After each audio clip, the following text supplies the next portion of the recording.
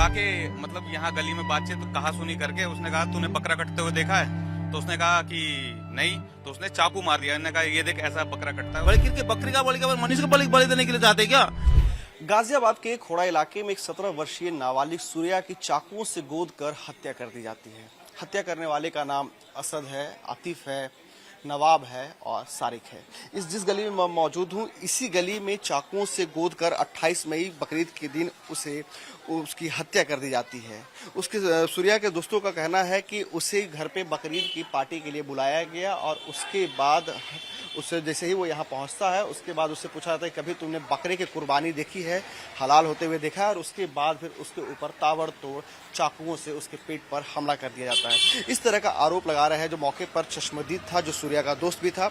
और यही वो गली है जिस गली में उसके ऊपर ताबड़तोड़ जो है चाकुओं से वार किया गया। इससे 2 गली आगे सूर्या अपने परिवार के साथ किराए के मकान में रहता था। उसके बाद जब सूर्या के ऊपर जब ताबड़तोड़ चाकुओं से हमला किया गया, उसके बाद जो हमलावर था वह धारदार हथियार लेकर के यहाँ से फरार हो गया। मौके पर सूर्या यहीं गिरा हुआ था। उसके बाद उसके दोस्त जब आए यहाँ पे मौके पर जब पहुंचे तो सूर्या जो है वह किसी भी तरीके से यहाँ पहुंचा था। और ये जो आप चौराहा देख रहे हैं, इसी चौराहे पे सूर्या खून से लथपथ पड़ा हुआ था, जिसके बाद आनन फानन में उसके दोस्त और आसपास के लोगों ने उसे नजदीकी अस्पताल लेकर के गए, जहाँ डॉक्टर ने उसे मृत घोषित कर दिया। तो आपको तस्वीर दिखा रहा हूँ कि देखिए ये वही वो गली है जिस गली में सूर्या के साथ बर्बरतापूर्ण तरीके से 2 दिन पहले उसकी हत्या कर दी गई। यहीं से 2 गली छोड़ करके सूर्या रहता था। साफ तौर पर कहना है कि लगभग 8 महीने पहले दोनों के सूर्या और असद के बीच में किसी बात को लेकर विवाद हुआ था, जिसे आसपास के लोगों ने उसे सुलझा दिया था और उसके बाद सामान्य तरीके से दोनों अपना जीवन यापन कर रहे थे। लेकिन जिस तरीके की पूरी घटना, उस घटने को लेकर के साफ तौर पर माना जा सकता है कि घटना के पीछे कहीं ना कहीं लंबे वक्त से एक प्लानिंग चल रही थी और असद और उसके जो दोस्त थे वह घात लगा करके बैठे हुए थे। और शायद यही वजह थी कि उसे बकरीद की पार्टी को लेकर के उसे बुलाया जाता है, अपने घर की पार्टी देना है। और उसके बाद जब सूर्या यहाँ पहुंचता है तो उसके बाद उसके जो दोस्त हैं असद के, वह लोग उसके ऊपर उसका हाथ पकड़ते हैं और उसके बाद इसी गली में उसके ऊपर ताबड़तोड़ चाकुओं से हमला किया जाता है। और मौके पर ही खून से लथपथ सूर्या तड़प रहा था, अपनी जान बचाने के लिए बिलख रहा था। और उसके बाद जब तक उसे अस्पताल ले जाया गया, वहां सूर्या ने दम तोड़ दिया है।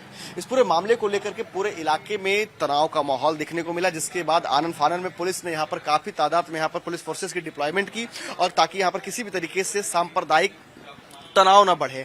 लेकिन यहाँ पर फिलहाल जो है पुलिस चप्पे चप्पे पर मौजूद है और यहाँ पर किसी भी तरीके के फिलहाल सांप्रदायिक तनाव यहाँ देखने को नहीं मिले। लेकिन यहाँ पर जो है हिंदू संगठन के जो लोग अलग अलग हैं वह लगातार यहाँ मौके पर मौजूद है और वह लगातार जो हिंदू संगठन के लोग हैं वह मांग कर रहे हैं कि हमें न्याय मिलना चाहिए। तो देखिए जिस जगह ये पूरी घटना हुई यहाँ मैं खुद मौजूद हूँ और यहाँ देखिए हिंदू संगठन के जो लोग मौजूद हैं उनसे हम बात करेंगे कि ये बताइए कि अब आप लोग इतने लंबे वक्त से यहाँ पर किस तरह की मांग कर रहे हैं? आप लोग हम लोग मांग रहे हैं कि इनकाउंटर चाहिए, इनको प्रॉपर इनकाउंटर चाहिए, जे कि इनकाउंटर इनका लाश यहाँ पे गिरना चाहिए। जे कि एक पर जे कि हम देखो जे कि हर त्योहार में ये लोग को ये मारने का कोशिश कर रहे हैं और कांड करने का कोशिश कर रहे हैं। जे कि आप देखिए होली में हो गया, दिल्ली में कांड हो गया, यहाँ पे ईद में हो रहा है, हर जगह पे हो रहा है। ये लोग ना सोच रहे हैं एक बार ये क्या चाहते हैं, क्या इन लोग को बलि देना है? यहाँ पे बलि करके बकरी का बलि का मनुष्य को बलि देने के लिए चाहते हैं क्या? हम आपको प्रशासन को बोल रहे हैं जे कि आप नहीं कर पाओगे, आप छोड़ दीजिए, आप जो करना है हम लोग कर लेंगे, आप छोड़ दीजिए, आप नहीं करना तो हम कर लेंगे सारे। तो देखिए ये जो है हिंदू संगठनों का एग्रेशन है, उनका भीतर का गुस्सा है।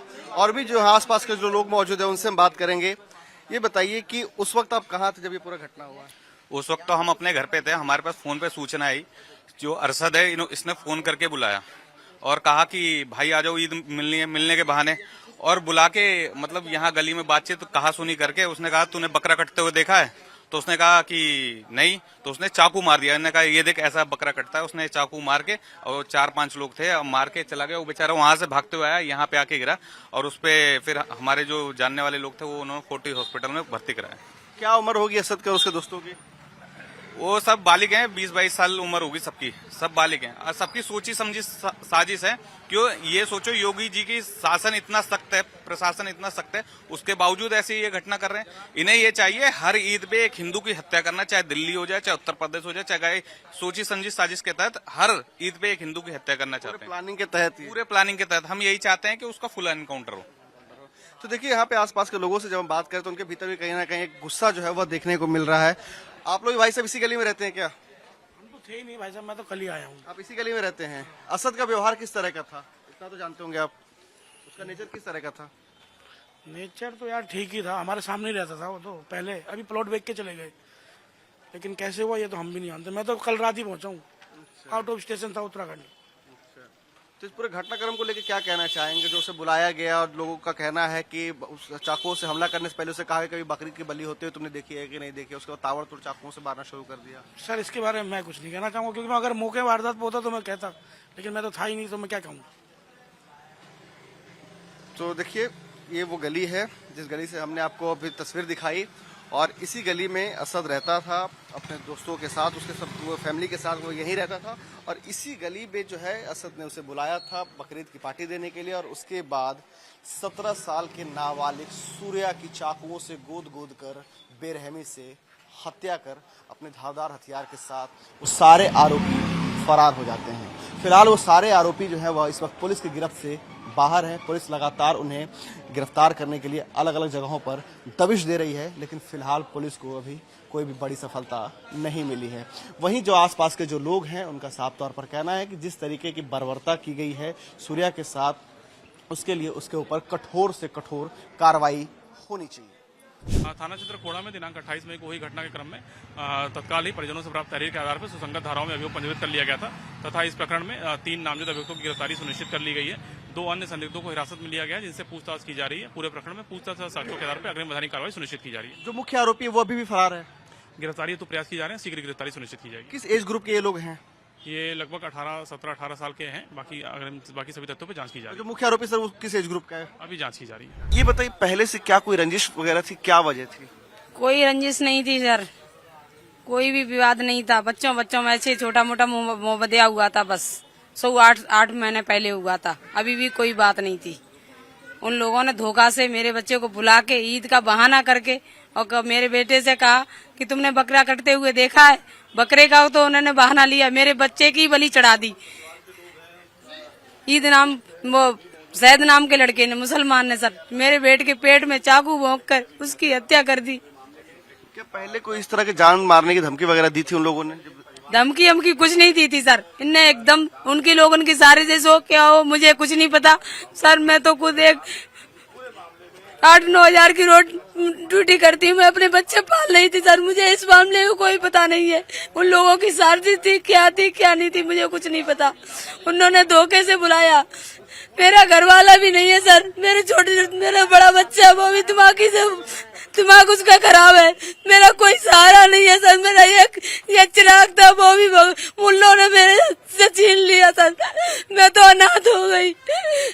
मेरे मोदी योगी से यही सरकार है कि मेरे बच्चों को इंसाफ दिलाओ, खून के बदले खून चाहिए मुझे बस, और मुझे कुछ नहीं चाहिए।